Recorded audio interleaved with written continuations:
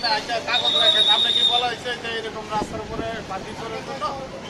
তা আপনি যে পার্কিং করছেন আপনিই দেখেন, আপনার বিবেক কি বলে।